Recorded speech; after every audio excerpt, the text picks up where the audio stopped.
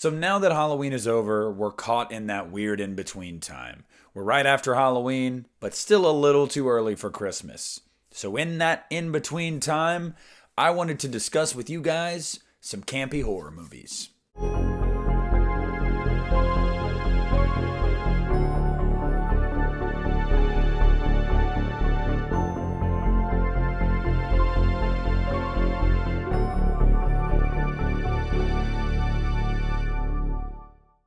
What's up, everybody? Nick from the Lost River Drive-In here, and tonight I wanted to give you guys 10 campy horror movies that I love. Now, obviously, this being the first edition in this little series I'm going to be doing, you guys have probably heard of a lot of these. As they go on, they might get a little more obscure, and maybe I can open your guys' eyes to movies you haven't seen or movies that I haven't seen.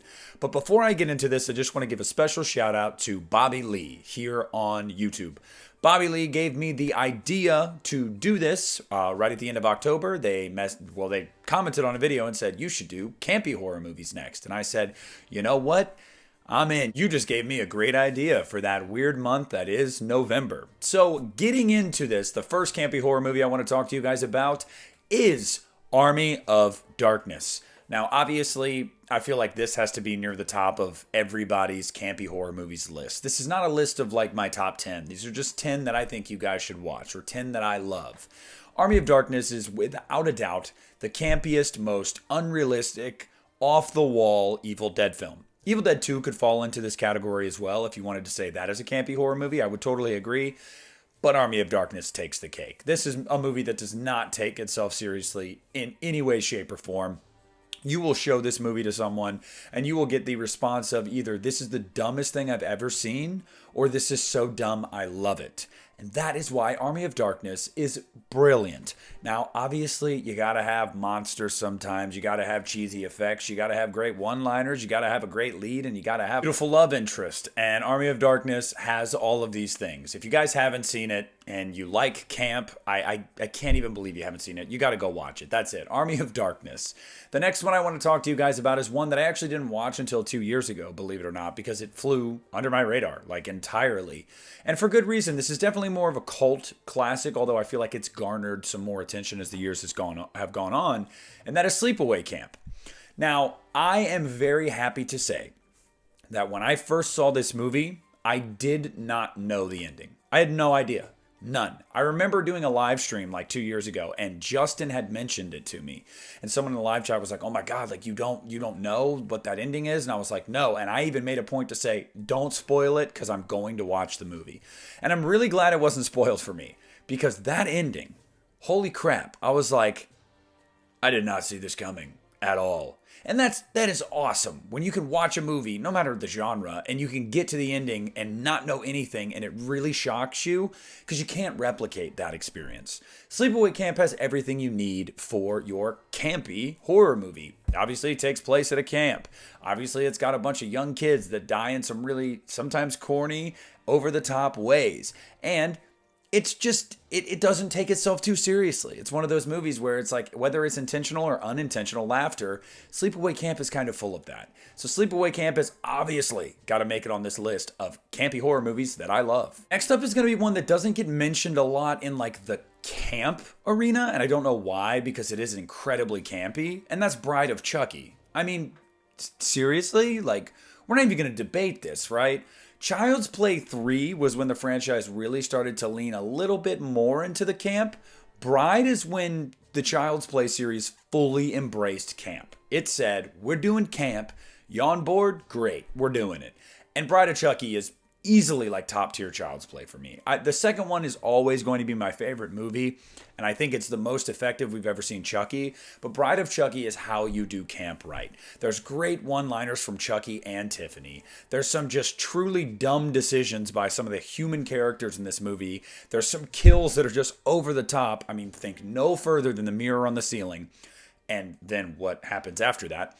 This movie is just camp upon camp. I mean, I adore this movie. I know most of you guys that have seen this movie, if If you're a Chucky fan, you'll love this movie. I don't know many people that have seen Child's Play or that are fans of the franchise that don't love this movie. So Bride of Chucky absolutely is a campy horror movie that I love. Next up on the list of campy horror movies that I love is going to be Jennifer's Body. Now, this is a movie that came out at the perfect time. I mean, obviously, Transformers was just super popular. Megan Fox was the object of every teenage boy's desire. So to make a movie about her just flaunting her beauty and being a succubus was just like, and then putting Jennifer's Body in the title, like we were all there. Jennifer's Body is, again, although it is a little more serious than your typical campy horror movie, it is camp upon camp. There's some cringe dialogue, there's some one-liners, there's some gleefully gory deaths, there's some super nonsensical plot devices. It has everything you need for a campy horror film. I think if you look at Jennifer's Body in the right light, you can really appreciate this movie. I feel like some of the people that soured on this movie from the very beginning, that went and saw it and they were disappointed, maybe were expecting something that was truly terrifying, which I don't know why, because like look at the title and the poster. But if you go into this expecting camp, this is camp upon camp. Jennifer's Body is an absolutely gleefully, wonderfully bloody time, and I will not hear otherwise from anybody else. And then in the same decade, there's another one that really has kind of gotten an appreciation over the last couple years. And your boy is somebody that has also gained a new respect for this movie in the last couple years. That is Scream 3. Scream 3. For years, I would have lamented that it was my least favorite Scream movie, and I would have given you a dozen reasons why it was my least favorite Scream movie. And then as time went on, and I started to accept it for what it was. Okay, this is the third movie in a trilogy of self-aware meta slasher films. This is supposed to be campy. This is like a movie within a movie at times. And as I started to warm up to that idea, because Scream and Scream 2 are very meta and self-aware, but Scream 3 takes it to an entirely different level. I warmed up to that and I said, not only is this not my least favorite Scream movie, this is a really fun time.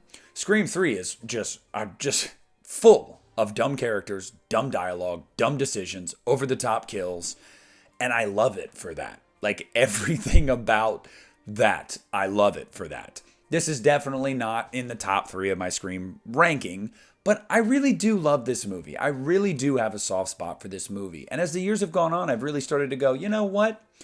You have found yourself in the place of campy horror films. And there is nothing wrong with saying, I like you, damn it. Next up on the list is one that I loved as a kid, hated as a teenager and young adult, and now fully embrace its weirdness and uniqueness as an adult. And that is Jason X.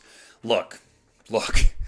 I wore this DVD out when I was younger, because I just thought Uber Jason looked so cool. Space, what a great concept. This is awesome. This is so much fun. And then as I got older, I thought, this is dumb. Like, we're just selling on this franchise now, right? Like, we've just gone into this point where there's a point of no return, and they've reached it. Like, this is the point of no return. You're never going to be taken seriously again.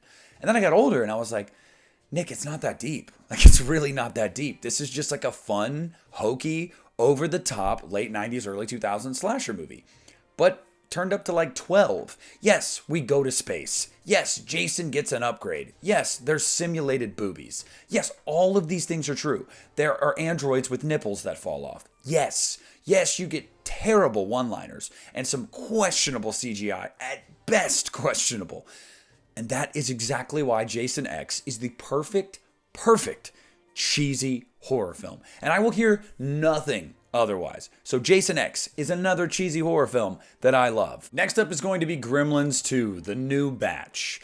And not only will I not stand for people saying this is not a horror movie, I won't stand for people saying this is a bad movie. Gremlins 2 rules.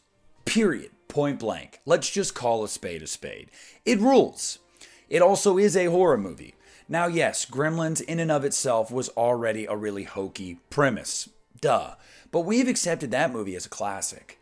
So for the new batch to get even weirder, to expand the world, to make things it takes Gremlins and doubles down on everything, turning it up to 11. You get these new designs, you get these new, it's a lot. It is what campy horror films are. So not only will I not listen to anybody when they say it's not a horror film, when they say it's not campy, because it absolutely is both of those things. And I really hate to see that this movie never got as much love as the first one. I wouldn't take this one over the first movie. Obviously, the first movie was just quintessential to my childhood. I'm always going to have a massive soft spot for that movie. But to sit here and pretend like this movie is not damn near on par, at least with the first movie, we're lying to ourselves, guys. But at the end of the day, it's a great campy horror film, and I absolutely love it. And then getting into another one that is fairly recent, and I actually mentioned it on one of my movies to watch in October videos, and I'm going to double down on that one because it's super campy. Happy Death Day. I love this movie.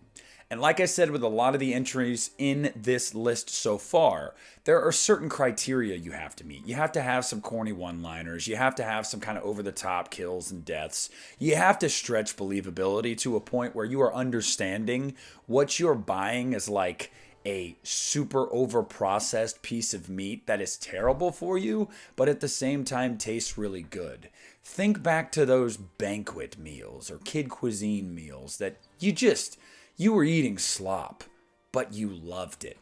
Now, that might be an extreme example for Happy Death Day because I would argue that this is just genuinely a good film. But there are things in this movie that are super cheesy and super unbelievable. And I love it for that. It has everything you could ask for when looking for a campy horror film. So I cannot in good conscience start a series of these videos talking about campy horror films and not mention Happy Death Day. Next up is going to be Hellraiser 3, Hell on Earth. This is, without a doubt, aside from maybe Hellworld, the campiest Hellraiser film. This is the most 90s Hellraiser movie ever. It is almost like a rock music video at times. The characters are really over the top. J.P. Monroe, for example. A lot of the acting is questionable at best. But then you get into the second half of the movie where it just turns the Cenobites into like monsters that are like invading a city and killing people for the fun of it with these super over the top designs. You get like the church stigmata, the Black Mass scene that they refer to, which is just at that point, you know where you are. And Hellraiser 3, Hell on Earth, although I would put this one probably at 5th in my franchise ranking because I love the first two, I love Bloodline, and I love the reboot. This would probably be number 5. But that's good company because this is still a really good movie. It's nowhere near as deep or thought-provoking as the movies that came before it, or even a few that came after it.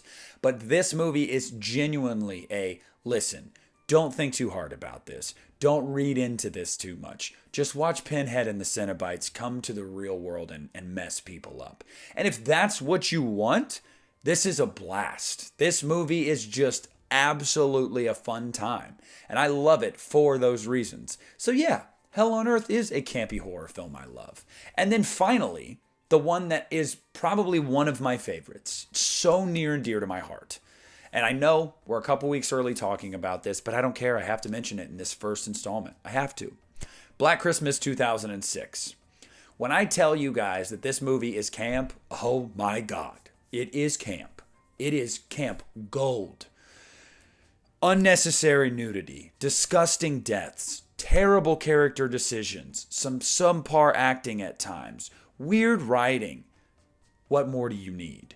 Disgusting character decisions, disgusting plot devices, weird familial connections that make this movie even weirder. This is camp, surrounded and wrapped in a beautifully gorgeous Christmas aesthetic wrapper. That's what Black Christmas 2006 is. I stuttered there saying that because I just get so excited when I talk about this movie. This movie will never hold a candle to the effectiveness and the impact of the original Black Christmas film. This movie is not a movie that makes you think. It's just not.